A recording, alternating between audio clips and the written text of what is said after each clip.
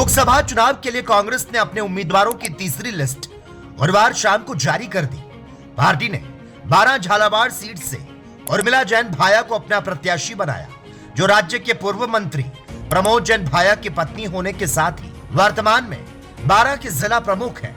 वहीं अब उनका मुकाबला बीजेपी प्रत्याशी दुष्यंत सिंह से है। दुष्यंत सिंह इस सीट से 5वीं बार लगातार चुनाव लड़ रहे हैं। साथ ही इस सीट पर पिछले 35 सालों से भारतीय जनता पार्टी का कब्जा है। 15 साल बाद फिर होगा आमना सामना। 9 चुनाव में एक ही पार्टी को मिली जीत। 2 दशक से राजनीति में है सक्रिय। साल 2021 में बनी थी जिला प्रमुख।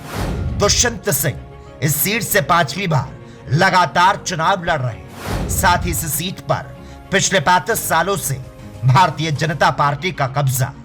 दुष्यंत सिंह से पहले उनकी मां और राज्य की पूर्व मुख्यमंत्री वसुंधरा राजे यहां से चुनाव लड़ती थी, जिन्होंने लगातार 5 बार इस सीट से जीत दर्ज की थी। उर्मिला जैन भाया इसके पहले साल 2009 में 12 झालावाड़ लोकसभा सीट से चुनाव लड़ चुकी हैं। उस चुनाव में दुष्यंत सिंह को 4,28,996 वोट मिले, जबकि उर्मिला जैन भाया को 3,76,208 वोट पड़े। दुष्यंत सिंह ने उन्हें करीब 52,840 वोटों से हराया। ऐसे में एक बार फिर से 15 साल के बाद दोनों नेता आमने सामने हैं।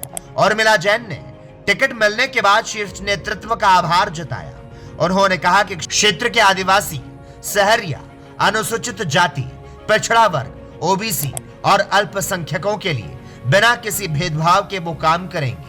मूल रूप से 12 निवासी उर्मिला जैन भाया की उम्र 51 साल है। वे बीते 2 दशक से राजनीति में सक्रिय हैं। उनके पति की तरह उर्मिला जैन भाया की भी पहचान गौ भक्त और समाज सेवी के रूप में है। उर्मिला जैन भाया के पति प्रमोद जैन भाया राजस्थान सरकार में 2 बार मंत्री रह चुके हैं। भाया 5 विधानसभा चुनाव लड़ चुके हैं, जिनमें 3 बार विधायक बने।